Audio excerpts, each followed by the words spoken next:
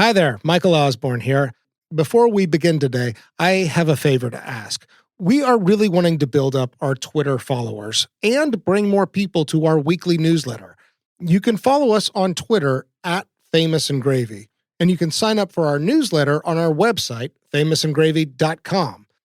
And of course, please tell your friends about our show. All right, that's it. Thanks so much. Let's get to it. This person died in 2013 at age 95. Oh my God. For some reason, I thought of Aretha Franklin, but I'm pretty sure she died later than 2013, and I don't know if she was 95 years old. He was tall and slim. He was also somewhat vain. He wore impeccable suits. Oh, God. Okay, so this is making me think it's someone rich. I'm really blanking, Mike. His given name translates colloquially as troublemaker. His given name, like I should know from a baby book. Like if I looked up his name in a baby book, his troublemaker would be next to it. The question most often asked about him was how, after all he'd been through, he could be so evidently free of spite. It can't be like the Dalai Lama or anything, because they wouldn't be vain. They've forsaken all physical things. He shared a Nobel Peace Prize with his predecessor. Oh, okay. So is it a scientist or a writer maybe? I'm trying to think of like glamorous scientists now and coming up very blank. There was so much activity at his vigil that President Obama paid homage but decided not to intrude on the privacy of a dying man that he considered to be his hero. Someone that Obama considered his hero? Now I feel like it's like a monk-like, old, glamorous scientist who is also cool and like, I don't know. Liberal? Into politics? I don't know. I'm like so confused. What's so great is how close you are, but also how baffled Really? you are. Yeah, in a way. Like there's just, you're just a few degrees off, but you're off the key. Okay. He was a symbol of the opposition to apartheid. Oh, Nelson Mandela. Today's dead celebrity is Nelson Mandela. Okay. Yeah.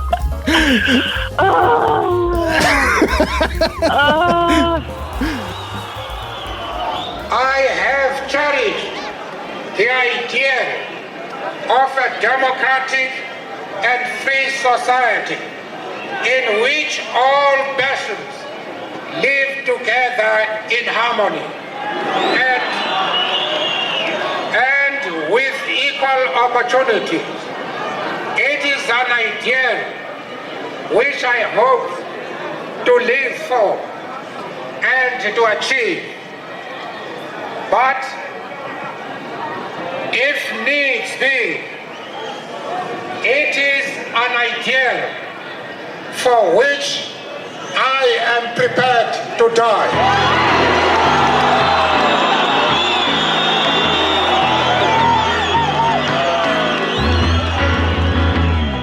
Welcome to Famous and Gravy. I'm Michael Osborne. My name is Amit Kapoor. And on this show, we go through a series of categories examining a famous person's life. We want to figure out the things in life that we would actually desire and ultimately answer a big question. Would I want that life? Today, Nelson Mandela died 2013, age 95. Category 1, grading the first line of their obituary. Can I just say how nervous I am about doing Nelson fucking Mandela? This is going to be a hard one. Yeah. Okay. Nelson Mandela, who led the emancipation of South Africa from white minority rule and served as his country's first black president, becoming an international emblem of dignity and forbearance, died Thursday night.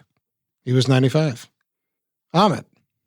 I like Emblem a lot. I like forbearance a lot. And I mean, dignity, we knew that would be in there, but emblem and forbearance. Those are great words. I didn't know what forbearance meant. I had to go to the dictionary with that one. And it says restraint and tolerance. Okay. It's grand. You know, it's like plucked from deep in the dictionary, and it's used very, very sparingly and very deliberately here. And it's a legacy kind of word. It's good. It's also one more than three barons. Oh my God. Yeah, that's true. Anyway, Emblem.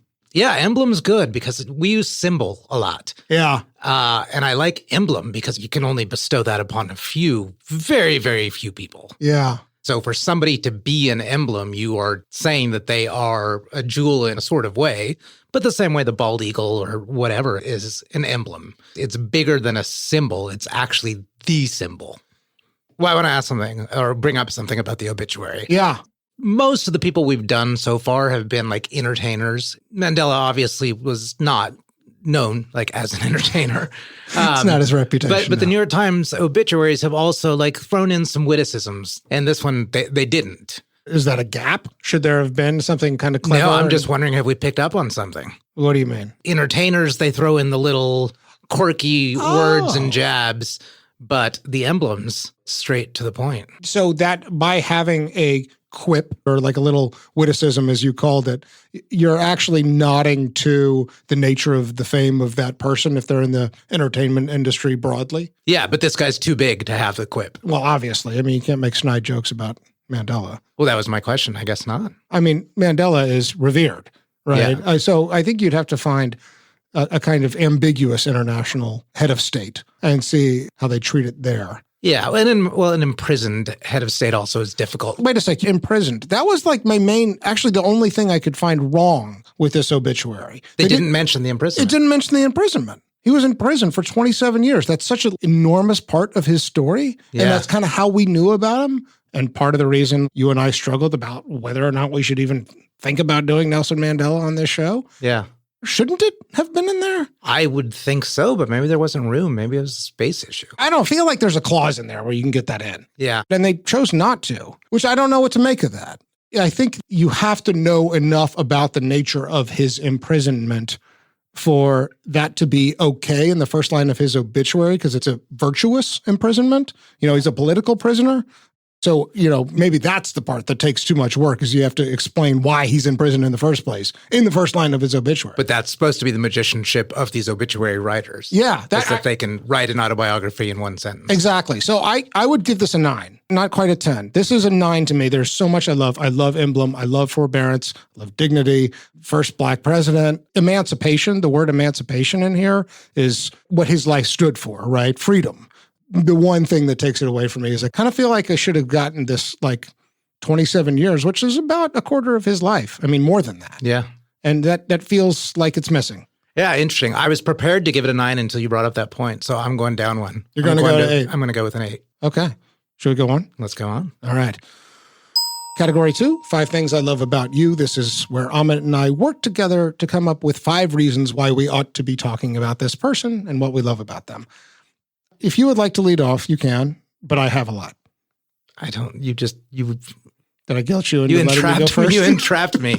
You go first then. No, I don't. No. I'm going to be pass the potatoes back to you. I'm going to have some forbearance here. Okay, I went number 1, gift for words.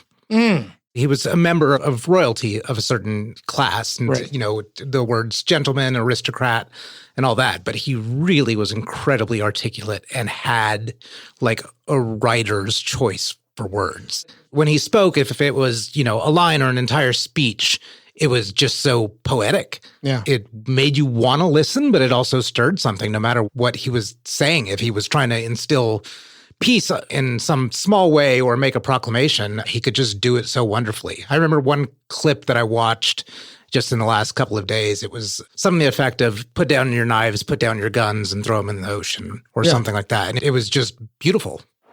Take your guns, your knives, and your pangas, and throw them into the sea.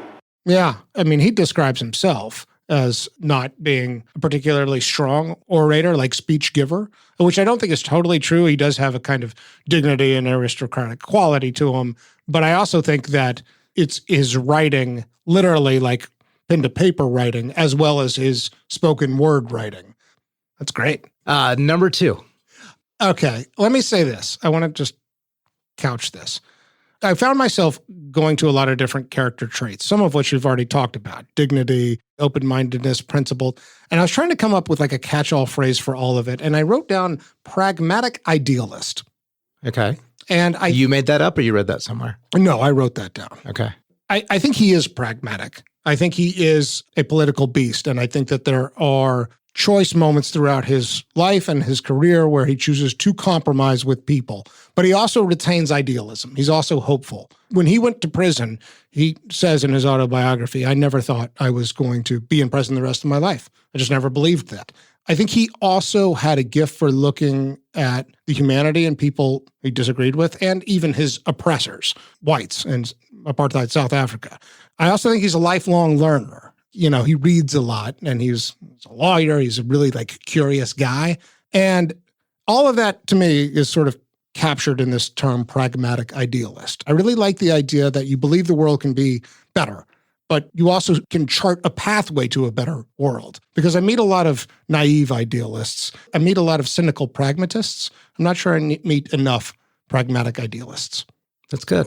Thanks. Yeah. So he was a lawyer, you said. That's part of the pragmatic part. So was Gandhi. Yeah. Right? What to make of that? Law is powerful. I had a buddy, you know this friend, who is a lawyer. He has a very high opinion of himself, and it's very misguided. You know who I'm talking about. He was one of these nerds who got super into being in law school. He said, you know what's so great about law school? Is that I'm going to work for a Fortune 1000 company one day. Yeah, that guy. So he said, you know what's great about law school is that you learn all the rules that everybody's living by that you had no idea existed. All these little rules that are written down somewhere that have the weight of government behind them, they exist out there, and you don't even realize that you live underneath and around those rules. So I think there's a reason lawyers go on to be politicians. But to be the most, or one of the most, three most influential political activists of the 20th century. Yeah. So you're saying that they have such an understanding of the constrictions that law and history place upon people. Yeah, well, who else goes on that list besides Gandhi and Mandela in the 21st century? I think you'd probably MLK. MLK. So it's God. It's a religious understanding. But I think that to me seems like the pathway to societal transformation if you're going to be that kind of leader. Law or God? Yeah. Okay. Yeah. So this is what you're saying to our youth these days, if they're making that decision their senior year in college? Yeah, I don't know that that's bad advice. I mean, if you really want to change the world, you've got to have some training and some language, and you're carrying, the weight of those institutions into your passion for reform. Yeah. Yeah, I think some of my closest friends, if I look at my 5 closest friends, maybe 3 of them are lawyers. Yeah. And I think they all went in with that, thirst. Thirst. And they lose the idealism. I mean, that's the thing about 98% of lawyers, if not more. I substitute the word lawyers for people. Idealism fades. Idealism fades. Yeah. And that's why we're talking about Nelson Mandela today. Idealism did not fade. Yeah. So if my number 2 is pragmatic idealist, then part of, I think, what's in there for me is which I think you just put words to, is the fact that his idealism retained through his 95 years on planet Earth. Which is remarkable. So I'm going to build on pragmatic for number 3. All right. And this is that he lived modestly. So even when he's president and post-presidency and all, he lived very modestly in what was more or less a neighborhood house. And this is a guy who is, for a period in the 90s, possibly the most renowned person in planet Earth. Yeah. He is going to meeting every single heads of state. He has Michael Jackson traveling all the way to South Africa just to meet him for a few moments. But he lived not in palatial quarters. So what do you love about that? Contrast? That he represented something more, but also the house doesn't need to be too big. The lawn doesn't need to be too manicured. It's not only that, but it's the absence of the physical moat. When you are that big and that powerful and that renowned, I mean, you also need your space. There is a reason people live in guarded and gated palaces. Right. And he was just a little more out there. So not only was it in contrast, but it's being, of the people, with the people. Yeah. Number 4. All right. I wrote flirtations with acting because I wanted to get 2 things in here. One, I learned that he played in a play in college, John Wilkes Booth, in a play about Abraham Lincoln's life. And I love the irony of that. He also had a cameo in Spike Lee's Malcolm X. At the very end, there's all these school children standing up saying, I am Malcolm X, I am Malcolm X. And it's very powerful. And then it cuts to Nelson Mandela playing a school teacher in 1992, which is when this movie came out. So that's before he's president, but after he's been released from prison. I think he kind of wanted to be on the silver screen. And so flirtations with acting was how I shoehorned in these two little bits of trivia. Interesting. And you're talking about like 50 years apart, flirtations with acting. Indeed. Yeah. Can I take the last one? Yeah. All right. This is the one I most want to talk about, I think. His charisma. He's described as a charismatic leader. The reason I wanted to talk about this with you is it's a nature-nurture question for me. Have you been in the room with like incredibly charismatic people who seem to have a magnetic quality, like the lion in the room type? Yes. My hunch is that often that quality is God-given. But there's also a part of me that wants to believe you can kind of Zen master your way to being a charismatic individual. Nelson Mandela obtains charisma, and maybe he's born with charisma. He certainly seems to be kind of born with charisma.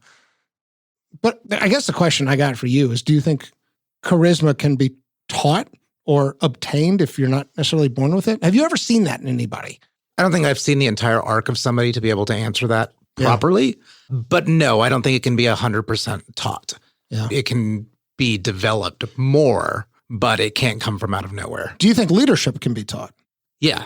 So what's the difference? Because a charismatic leader is somebody who has that magnetic quality and uses it to be the lion in the room, to guide conversations a certain direction or group decisions in a certain way. Most politicians have some element of charisma. So leadership can be taught. Excellent leadership cannot. If excellent leadership requires leadership plus charisma plus X, no, it can't all be taught. But you can still be an effective leader, maybe not an excellent one. When I was in grad school, there was leadership classes or whatnot, but there was one that stuck with me, and it was like 2 indelible characteristics of leaders. And they were talking about business leaders. Mm-hmm. And this particular study, what they found to be the 2 most important ones were humility and fierce resolve, which both combined kind of have charisma to it, right? Yeah. Humility is definitely, that's something that goes with being charismatic. It's knowing what you don't have and being okay with it. And fierce or knowing resolve. What you don't know. Mm-hmm. And fierce resolve is that's what you said. That's knowing in Mandela's case that I won't be in prison the rest of my life, even though I've been handed a life sentence. You are going to march in that direction no matter how heavy the winds are in your face or at your side. Those things do seem to sum up to charisma. Category 2, Malkovich.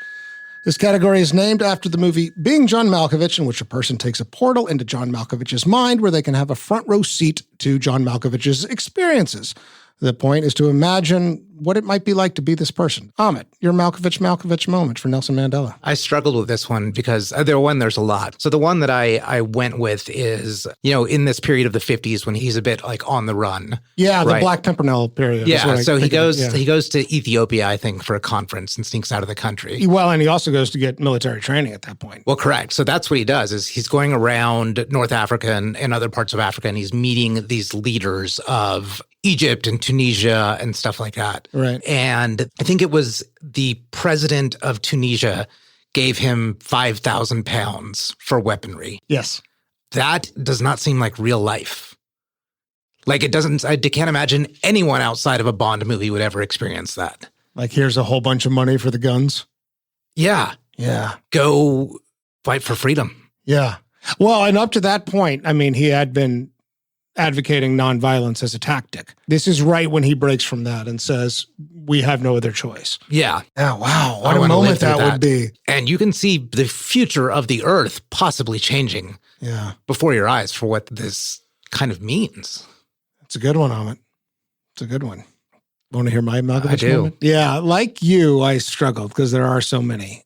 In his autobiography, which, by the way, I read 650 pages, because when else am I going to read this? And I kind of need to read this, but it's actually a page turner. I'd recommend the book. It's great. Got it at Half Price Books. All right, so I got to set this up a little bit. He's in prison for 27 years, but there's a point in time where he decides to make a move and say, I'm going to initiate negotiations with the apartheid regime. And he sort of begins to make overtures. There's a sort of phase where things are proceeding, and it becomes clear at some stage that his release from prison is going to be inevitable. But he's still imprisoned, and he doesn't even want to be out of prison until certain concessions are met as part of these negotiations. So they're moving him around, and they move him to a prison called Victor Verster, but it's nicer. It has accommodations. He describes there being a swimming pool there, a modest bed. He says in the autobiography, "I never forgot I was in a gilded cage," but it's nicer. The prison also assigns to him a cook, and occasionally this cook will leave him dinner to be reheated in a microwave. This is 1988, and he has this line in his autobiography where he said, "This is the first time I ever saw that device." It's 1988, and he sees a microwave for the first time, and he's reheating his own dinner. I don't know if you remember when microwaves came about. It was like I remember when we got one. Yeah, it's like Star Trek. It was amazing that this device would reheat your dinner like that. Here's why I chose it as a Malkovich moment. One, there is this sort of, my God, society has advanced so far that this transformative technology, there's microwaves here now. And he's been in prison since 1960s, right? I mean, this has been near the end of his 27 years. The other piece of it, though, for me that makes it a Malkovich moment is that his home life, which we'll get into in a minute, wasn't great. He was never at home as a father and as a husband, and he's very forthcoming about all of that. The microwave somehow symbolizes a change in home life, the modern individual who just needs to press a couple buttons to have a hot dinner. Interesting. It's very Encino Man, but I get the different importance you're placing on it. Pauly Shore's Encino Man? Pauly Shore's Encino Man. But Pauly Shore was not the Encino Man. I think Brendan Fraser was. Yes, that's right. Yeah. I never actually sat down and watched that movie. I shouldn't, right? Absolutely you should. Oh, really? Yeah, he gets unearthed, I think, from like Pauly Shore's backyard. Yeah. Wait, it's like Frozen, this is like Frozen caveman lawyer thing? I mean, it's exactly that, but he gets out, but he has to learn how to use like all these devices. Wouldn't it be weird to be Nelson Mandela and standing in front of a microwave in the late 80s and just kind of thinking about it all? Absolutely. I want to have the moment of technological awe, but also, I don't know, also be thinking about what else I missed. Yeah. Should we move on? Yes. Category 4, marriages. How many? Also, how many kids? And is there anything public about these relationships? Holy, this is a big one for him. It is. It's complicated. So first marriage, I'm just going to go with first names because I'm going to mess up the African last names if I even give it a shot. First marriage, Evelyn. Nelson Mandela was age 26. She's 4 years younger than him. They were divorced in 1958. So he is 38 when he's divorced. Yes. And she accused him of infidelity. Correct. Okay. Second wife, Winnie, who's very prominent. They get married in 1958. Nelson is 40 years old. They're together during the entirety of his prison sentence. They are divorced when he's 78 in 1996, and there's an 18-year difference in age. Oh, so she was only 22? Yes. She was very young. Interesting. And I think it's notable that I think he married Winnie only 6 months after the divorce from Evelyn. That's correct. And then I think you say Graca, Grac with a little curly Q thing on the C. Is that I don't know. I don't know how to pronounce it. It's Graca. They got married when Nelson was 80 in 1998, and they were together until his death for 15 years. On the day he turned 80, I believe. I think that's correct. And she, bit of trivia, had been the former first lady of Mozambique. So this was the second head of state she had married. Her previous husband passed away. Another thing worth mentioning here is that before he married Evelyn, he was supposed to be part of an arranged marriage, and he ran away from wasn't his father. His father died at a young age, but what's the term I'm looking for? Benefactor, maybe? So he actually skipped out of a marriage at a very young age because he didn't want that life. He made a Vanderbeek decision early on. Yeah. A lot of kids, a lot of them died young. One died while he was in prison, I believe. One died while he was in prison. He had a 9-month-old die. So there was 4 children with Evelyn. One died at 9 months. One died of age at 2005 at age 55. There's only one living child from the first marriage. And then... Did you say she died of AIDS or age? He died of AIDS. He died of AIDS. Okay. Yeah, 2005. His second son. And his older son died at age 24 in a car accident while he's in prison. He had 2 daughters with Winnie, one of whom is alive, another who died in 2020 at age 60. And then he had a stepdaughter who's still with us. So what to make of all this? He is very clear that he made a decision, and he didn't even realize he made a decision, but it became clear as time went on that he could not do both things, that he could not be a freedom fighter and the head of a resistance to apartheid and be a father and a husband. It does sound like the third marriage was maybe the happiest. He's 80 and he's out of prison. Well, what's your point? You've made peace with a lot of things and you're pretty certain you're not going back to prison. Yeah, I mean, what to make of all this? That there's a choice. Or there maybe for a man like him, there never was a choice. It's a troubled home life, but it's also a troubled fucking country. And he was the man of the moment eventually. I don't know what to make of it. Honestly, this doesn't seem to hold up to the usual kind of famous and gravy criteria of let's talk about their marriages and weigh this shit out. Yeah. More than anything, it highlights what his life was all about, and especially the fact that he has self-awareness around the fact that, like, I went through a lot of marriages, and he talks about falling in love with a lot of different women at a young age. I mean, I think he had charisma. He was attractive. He was very attractive. If you look at like the younger pictures of him. He's bulky too, right? Yeah, He's like kind of jacked. He was a boxer. Yeah. He looked good. I actually was like, when I saw the younger pictures of him, I'm like, do I have the right guy? I mean, prison made him skinnier. Yeah. And age, I guess. But you are right. It's not the usual famous and gravy question about was your love life continuous? Or is it? I mean, the people we have on this show, the dead celebrities we talk about, we look at their life decisions, and some of them are famous because they threw themselves into their careers. Some of them are singers, some of them are authors, some of them are politicians. I mean, he's a freedom fighter, right? And so I have more peace with his decision to focus on career, but is it so different? I don't know. So are you insinuating at all that if you are somebody who is so important of an activist and so involved that this is beyond a job, right? You're on the run for a good bit of it. When he goes on the run is the moment he makes that. He's clear on that, by the way. Clear on what? Well, so that he's leaving behind his children. Yeah, it's when he goes on the run and when he says we need to back away from this nonviolent stance. That's the moment in his autobiography where he realizes that this comes at the cost of me being a family man. And I should say, he enjoys being a family man, or at least says to. He's like, I like the pleasures of domesticity. Look, you have to have men and women like this to change the world. We need them. If what we're after here is desirability, this is a tough one. Here's what I want to do. I want to pause on all this because I got something I want to read you in a later category that I think will speak to this, and I think we'll come back to it. Okay. Is that okay? That's okay. So what's the conclusion on the... I don't think there is a conclusion. I think the only thing I want to say at this point, and I do want to return to this question later, is that you cannot have the life he had without having sacrifices at home, and that's clear. Yeah. All right. Category 5. Net worth. You got this? Yeah. It was just north of 4 million. Is that what you saw? Oh, interesting. I found 1 million. I believe 4 million. I think 4 million was the entire estate, and that was being disputed over. Yes. Much of it earned after he's out of prison. His book is a bestseller, his autobiography. And then I think speaking engagements was the other source of revenue. And a lot of the gifts that he's given, like the Nobel Peace Prize and various medals of freedom and all, which I know we have a category for. Right. Some of those, I think, do come with cash.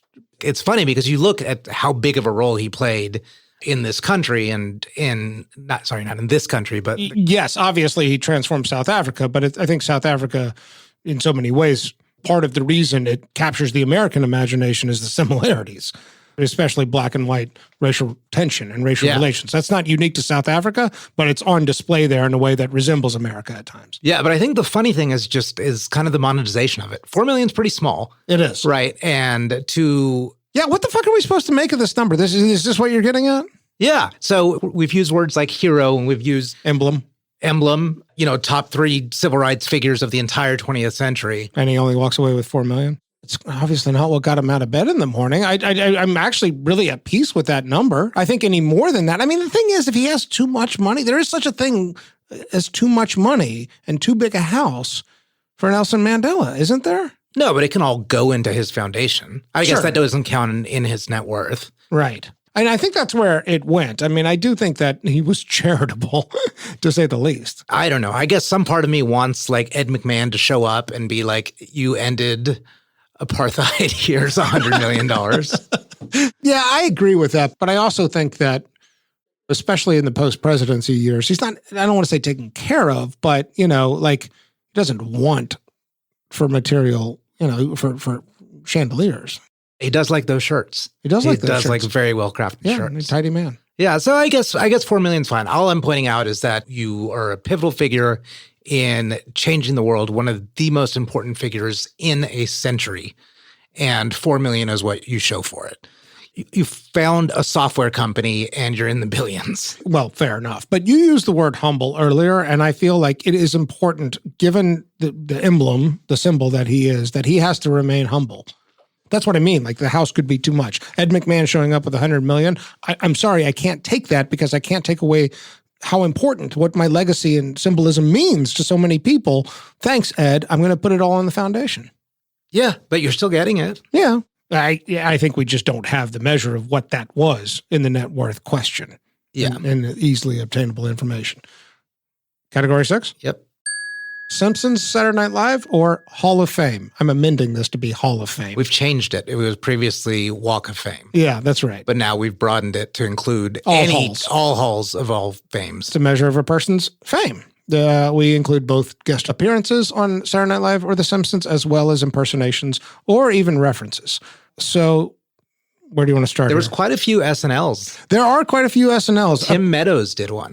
There was also like a subtle reference at his funeral. They did a skit about, what was it? It was like Obama is doing it, but like Nelson Mandela's. Yes, I saw this. Impersonating? Or sorry, it's the Obama impersonator who makes it not Nelson Mandela. Correct. So Obama is given like a eulogy or something like that. Yeah, and I forget who did the impersonation here. But yeah, I think there's no question he's famous enough to show up on Saturday Night Live. Yes. And Simpsons. Yeah. The Simpsons reference, lots of mentions. Again, he never did do a voice on The Simpsons, unfortunately. Do you know one of the mentions? Like, what was the context? Not any of the episodes I recognized. There was one, I'm not even sure if this is an episode. I think there's a Simpsons comic book. So I find all of this on the Simpsons wiki.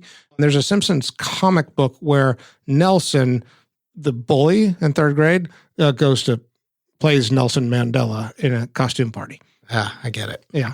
That was all I found. So this is what I was looking up earlier today when we were talking. So I really wanted this to be Saturday Night Live, but it wasn't. So actually, I think this is one of my first memories of hearing Nelson Mandela.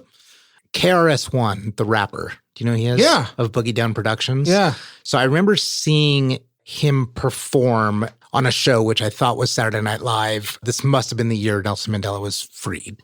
And the refrain in the song that he was singing was, Mandela's not free. He can't even vote in his own country. Mandela's not free. Mandela's not free. He can't even vote in his own country. Mandela's not free. Mandela's not free. Now listen to the lyrics and the pure reality. And to me, like, my memory of it was that was happening like on Saturday Night Live, but I think it actually was the Arsenio Hall show.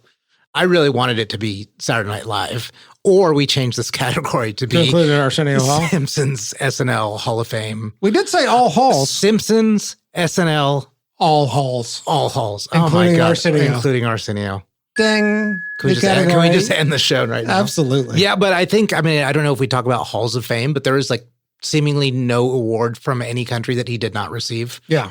Presidential Medal of Freedom. Presidential Medal of Freedom, yeah. Yeah, he got from India, from Pakistan, from everywhere you could imagine. Okay, category 7, over under. In this category, we look at the life expectancy for when someone was born and whether or not they beat the house odds, and as a measure of grace, how gracefully. I found something interesting on this. So I thought, well, okay, I'm not sure if life expectancy in South Africa, I wanted it to be specific to South Africa. So I looked up life expectancy for a male in South Africa, and it took me to a link where there's a chart that shows that in 1915, 34.7, 1920, 30.18. There's a huge dip because of the pandemic, the Spanish flu. In 1918. So never heard of it. What's a pandemic? It's a thing.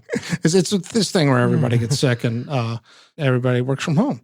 So anyway, it didn't have 1918. That's the year he's born. Somewhere between 34.7 and 30.18. And our guy lived to 95. Yes. I think this is a new record for crushing the House odds. Oh, yeah.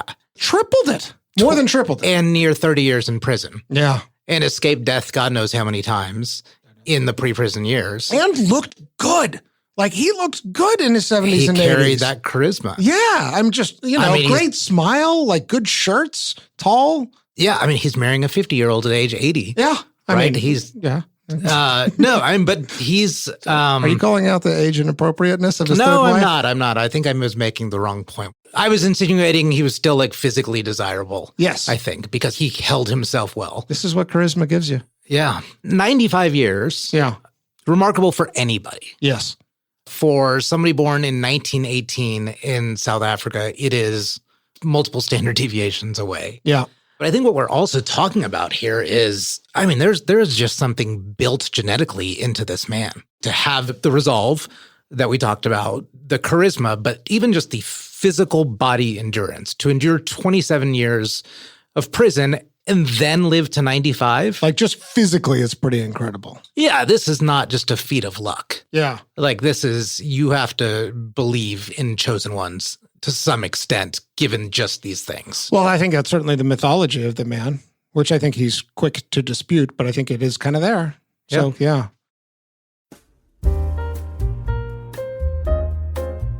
Michael, I've got a question for you. Yeah. If you could take today's dead celebrity to any retail store, what would it be? Ooh. I think I would take him to half-price books, Amit. Half-price books? Half-price, absolutely. Explain yourself, sir. Well, I love shopping for books with people. Shopping for books always stimulates interesting conversation, right? You browse the different aisles and you see, different topics come to mind. Have you ever read this author? Have you ever read that book? It's just a good place to talk and wander and discover. So yeah, absolutely. Half-price books is an awesome venue to connect with people, to discover books that you've long forgotten about or that you haven't read, and it's all a great price. And you know what? Half Price Books is celebrating 50 years of buying and selling books, movies, and music. There are over 120 stores, and you can find out more at hpb.com.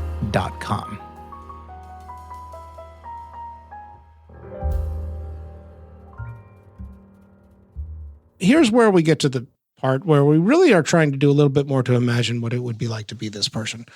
Category 8, man in the mirror. Did he like his reflection? Given the conversation we just had, I think this is a quick yes.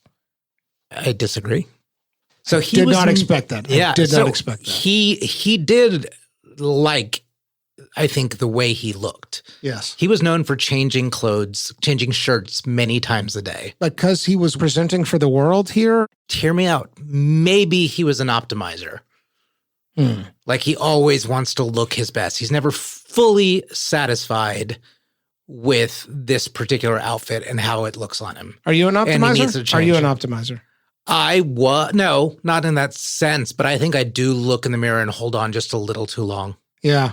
I'm an optimizer. I mean, I definitely will put on a shirt and be like, this one's not doing it for me right now. Yeah, so And I think, take it off. if you're that much of an optimizer, you never look in the mirror and be like, perfect. But isn't it And then you also a walk little away. bit about because I'm presenting for the world here and I need to look a certain way because there comes a point in Nelson Mandela's life where he's conscious of his symbolism. So I'm going to give him a little bit more room to change his shirt every 10 minutes. And, he's looking at his mirror Every in the 10 morning. minutes. So here's my argument is he lived modestly in modest accommodations. He did not amass a giant fortune. His look and his presence is what he had. And he loved his shirts. He changed them constantly. So he could never just look in the mirror, give a thumbs up, say, I'm good, turn around, and go address the UN or whatever he was doing. So I'm saying he had to hold on a little long. So I am sticking Head with down to the rally. I am sticking with my no just because it was so important to him. And when it's so important to you, you're never fully satisfied with it. It's a good case. I'm sticking with my yes. We can agree to disagree. We absolutely agree to disagree. All right. Outgoing message. I said yes because I think he's a strong orator. Were you afraid that I was going to have Fucking a strong A. argument? Yeah. This is. I should have introduced I this. definitely said yes. Okay, With great. this. We talked about it in 5 things I love about you, but just tremendous voice and choice of words. Yeah. I really thought you were going to say no, and here's why. And I just wasn't ready for it. I'm not sure how much I can handle. All right. Category 10. Regrets, public or private. What we really want to know is what, if anything, kept this person awake at night. This is where I had wanted to return to this conversation about a choice between home life or not. Okay. This is public, but I'm going to read you something from the autobiography. Okay. Bear with me. This is towards the end where he's really wrestling with the fact that he's had to make choices about the home life. And he says, in life, every man has twin obligations. Obligations to his family, to his parents, to his wife and children, and he has an obligation to his people, his community, his country. In a civil and humane society, each man is able to fulfill these obligations according to his own inclinations and abilities. But in a country like South Africa, it was almost impossible for a man of my birth and color to fulfill both of those obligations. In South Africa, a man of color who attempted to live as a human being was punished and isolated. And man was tried to fulfill his duty to his people, was inevitably ripped from his family and his home, and was forced to live a life apart, a twilight existence of secrecy and rebellion. I did not in the beginning choose to place my people above my family, but in attempting to serve my people, I found that I was prevented from fulfilling my obligations as a son, a brother, a father, and a husband. In that way, my commitment to my people and to the millions of South Africans I would never know or meet was at the expense of the people I knew best and loved most. It was as simple and yet as incomprehensible as the moment a small child asks her father, "Why can you not be with us?" And the father must utter the terrible words, "There are other children like you, a great many of them." And then one's voice trails off. Wow. Good, isn't it? Yeah. He didn't have a choice. He didn't have a choice. So but it still aided him. I don't even know if it's a regret. I think it's pain. I think he wishes it could have been different, but I don't think he would have. What we're talking about is possibly a sheer impossibility. I think that's right. Yeah. I think it's not a regret. Similarly, I think he would have the same attitude around nonviolence. That he had no choice. That he had no choice. That the violence of the apartheid regime and what the experience of oppression was, and he knew innocents would die, civilians would die. Yeah, because and unfortunately, factually, shit did not change until this excessive violence. So I'm actually not sure if he has any public regrets. What do you think?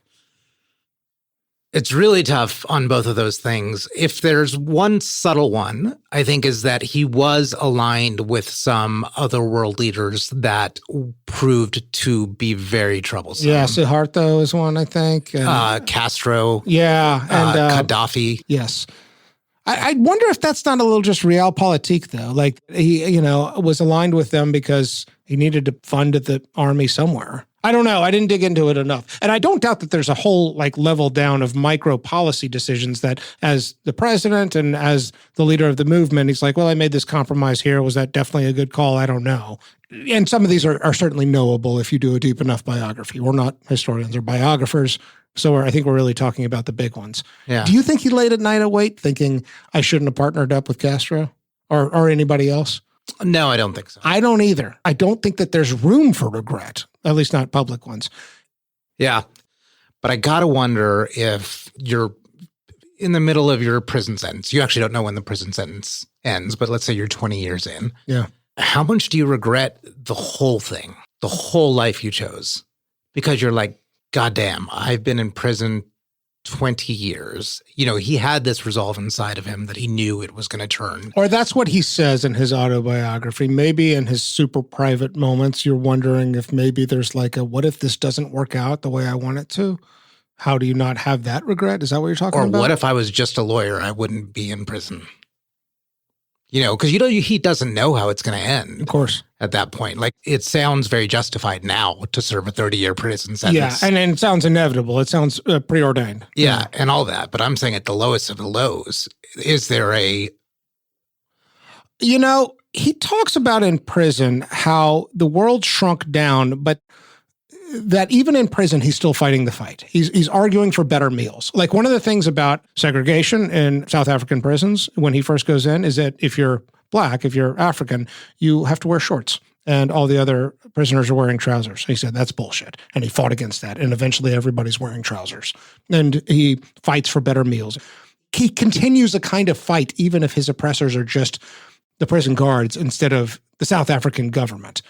I think that plays into the regret question because I don't think he ever gives anything up. And he says, well, if this is the fight I have to fight, this is the fight I fight here. Yeah. I don't know that he's thinking about the bigger, broader context. But, I mean, you lose your mother, you lose a child, all this stuff while you're in prison. And this goes back to your entire point of you have no choice. You can't fully do both. Right. I don't think there's a regret in there. I think that some men and women are built without that gene. And we need them, and that's how society changes and transforms. And I think luck and circumstance and history put certain people in certain places who carry that gene and it expresses themselves and the world changes. So going back to my leadership point of fierce resolve, that's what he had. It's that gene or that absence of the regret gene. That's right.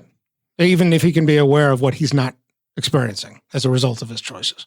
I mean, I guess a lot of this is really about choice. And it's a question of whether would he say he had those choices? I mean, in some sense, yes, but I don't see it. I don't know, but maybe that's just the way we mythologize people. Maybe that's all bullshit. Maybe he thought about all of this, or maybe he had a lot more agency than we give him credit for, and this is just a narrative he writes even in an autobiography. What's really going on in there? I don't know. But from the outside looking in, as much as I try to get inside, I don't see him as seeing that he had choice, you know? Yeah, fair enough. Next category, good dreams and bad dreams? I thought about this one a lot, but I eventually went through good dreams, and I think I'm giving the same logic that you just gave. So you see an immense amount of injustice and violence. You sleep in prison for 27 years, but you endure. So you have the ability to compartmentalize and to visualize roses and singing birds at some point, and that allows you to sleep. So the sheer ability to sleep, given all he lived through and all he saw and all he was experiencing, I just have to believe either good dreams or no dreams. I went good dreams too. For those reasons, I couldn't have put it any better. Yeah. Second to last category, cocktail, coffee, or cannabis. Which one would you want to do with Nelson Mandela? So he didn't drink at all. You know, that doesn't matter for this category. That's not what this is about. What did you go with? I'm dying to hear what you went with. Are you? Oh, yeah. I went with the cocktail. You want to have a drink? What kind of, did you get more specific than that? It's like a martini, stiff. Okay. A very stiff one. I want the loosening. Yeah. I want to know how his mind works, but in a slightly uninhibited way. Like you want to be the observer or you want him to let you in? I want him to let me in, but I don't want him to let me like so much like cannabis in. Yeah. I just want this is how I envision each minute in front of me or each year in front of me, and another martini, sir.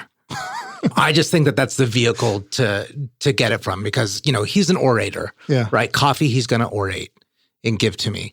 Yeah. So I need the loose lips a little bit, and I think I'm feeding off it a lot. I don't think I'm giving much back to the conversation. But yeah, that's what I went with. Well, that's martini. That's how I felt. Exactly. I went coffee for basically the same reasons. More, I want to be the observer. I always seem to go coffee because if I'm excited to be with somebody and I just kind of want, especially if there's intelligence and charisma, I'm so fascinated by that person that I want my brain to work faster so that I can take it all in. I don't want to get jacked up with Nelson Mandela. I want to be taking as much in from Nelson Mandela. You know, his ability to see humanity, his ability to look at somebody who's pushing him down and to look at a whole class of people pushing him down and still see light in that.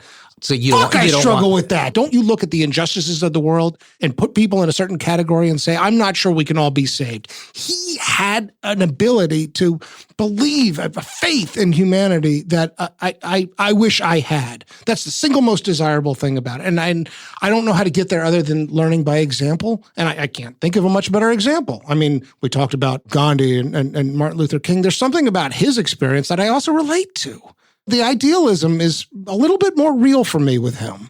So yeah, the way he sees hope, I want to know how you get there, you know? And yeah, I feel like a cup of coffee with him is the way to do that. Maybe a joint is a better way. I don't know. I think I hear what you're saying. And you're saying no weed because I don't want to be distracted. Well, you don't want him to be distracted either, Fucking because, right. like you said, you feel like he sees a light, he sees a certain light, and you don't want to add any cloudiness to that. I think that's right. Coffee is the most sober of the three drugs in this category. Yeah. I think we're there. Okay. The Vanderbeek, named after James Vanderbeek, who famously said in Varsity Blues, "I don't want your life." Whew, on it. Am I going first? I don't know where to begin. I can go first. Thank you. Yeah. And I always feel like saying this is that we don't know until this moment what we're going to say. Yeah. I need to ask the question, though. Do you want Nelson Mandela's life? Yeah. And I need to tell you that I didn't expect to say what I'm about to say. No. I do not want Nelson Mandela's life. It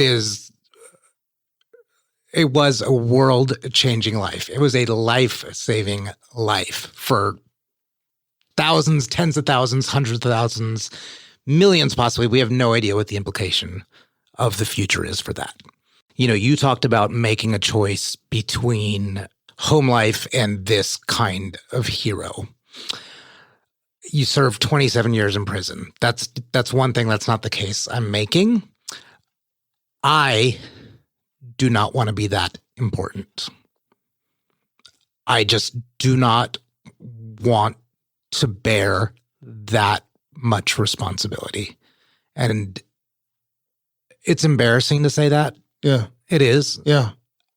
But it's true. I don't want to be at the very top of the importance pyramid. I'd like to be in the upper echelon of it, but I don't want to be that important to where I have no choices and where it's perceived that I have no agency. God, the irony is so thick. The symbol of freedom, right? Yeah, I admire the fuck out of the ability to be so laser focused and endure prison, but I think it's that simple. I don't want to be that important. I've got to have a little bit of a radar to be under and to be private and to emote. So you're a no. I'm a no. You?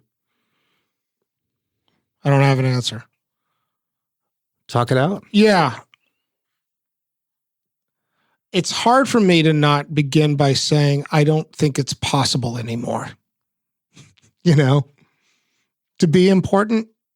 I life circumstances were not, so I've given a lot of agency and a lot of choice in my life, but I don't think I have a cause as obviously virtuous available to me. And even if I did, it's hard to see me throwing myself into it with that kind of dedication. I feel like I've already gone too far at age 43, you know, to have this life, right? But maybe that's not the question. Yeah, that is not the question. And also, let me say that's not true. Let's say we are invaded by some foreign force of some sort. So I'm not talking about a country. I'm not talking about a planet. I'm just talking about something. An enemy. An enemy that does not exist and we don't know who it is. Yeah. Comes away and takes away our freedom. And the very first thing they do is take away your kids. And you do not see them again. And you are then you are fighting for something. You would dedicate your life to fight for that. Well, so let me tell you this part then, Amit. In a previous life, I was a climate scientist. Yeah. That is that enemy for me sometimes. Global warming. And you talk about it taking away my kid's life? Fucking A. I feel like that's happening. And instead of, I don't know what to do with that, though. I don't know where the protest is. I don't know where the fight is. So instead I'm here talking with you, with dead celebrities. There's a part of me that absolutely wants to be important, but also you're right. I don't want the responsibility of it either. And you can't have it both ways. His life demonstrates that. This comes with consequences. Right? You want to save the world, you want to save a country, then you got to set aside this family thing. And you might have some great friends along the way. I think Nelson Mandela did. We didn't talk about it, but he was close with people. Do I want to be that important? Yeah, part of me does, man. Part of me does. And if you're arguing that that's still available to me, that I could be that important, I don't want to be a chicken shit. I don't want to be afraid. I don't know that I have the fortitude. I definitely don't have the fortitude to go to jail for 27 years and lose a third of my 95-year life or more. I don't see how I can say no here, though. If I am given the choice to say yes to this life or not, I'll go yes. It's good. And, the future is not written, right? Whatever that cause is. And you're on a pretty damn good start of a family life, right? Yeah. There's nothing to say that in the future it can't both be done. It could be in some version. But that's a rationalization. I mean, that passage that I read earlier, where he's talking about like this, the choices before me, they didn't exist. I feel like that's kind of where it goes if you want to change the world, right? At some point, this comes at a cost. So who is Michael the climate scientist hero? What does that look like? Yeah. What would that life have looked like? That's a good question, Ahmed. I'm not even sure that's the right cause, right? Mm-hmm. But let's pretend for a second it is. I think it's one of sacrifice. It's one where your behavior and all your actions symbolize and are consistent with a certain moral value. That if you are a freedom fighter on the outside, then you go to prison and you're a freedom fighter in there. And that the responsibility that you bear, it informs every decision you make. There's no choice around that. And that's not where I'm at with climate or with any other cause. I rationalize my way to a fair amount of laziness. I don't think I have what it takes to be Nelson Mandela, which, I can make peace with that, after this conversation. But if there's a deathbed moment where you're looking back and say, what does it all mean? And did I do right? I want to have full self-awareness of all the sacrifices that were made along the way and still and land in, I'm sorry for how many people I hurt. I think it was the right thing to do. Because I think that there's a spiritual enrichment somewhere in the middle of all of that is maybe what the whole fucking point is. I guess. I don't know. It's not a confident yes. No, but it's a yes. Listen, I don't like that I'm not a yes. I mean, I'm wondering how honest I'm being with myself. I want to live for a cause or a purpose, and I want to know so absolutely, resolutely what that is. I do not know. I don't want to be as important as Nelson Mandela was to that particular cause. But I don't want that either for my ego. I mean, Yeah. I worry about that. I'm not that unshakable. I am not capable of being that unshakable. Any version of my soul, I don't think is capable of being that unshakable. That's fine, but don't you wish you were? Yes. So isn't that desirable? No.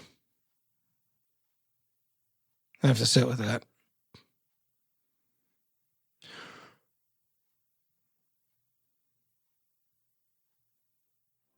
I think we've arrived. I think we're at the pearly gates. Oh, we've gone up.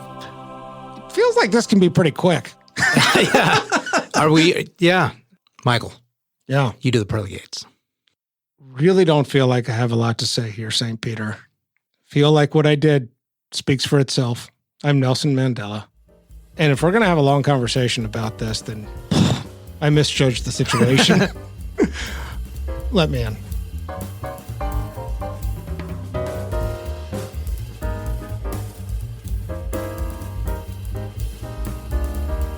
Thanks so much for listening to this episode of Famous and Gravy.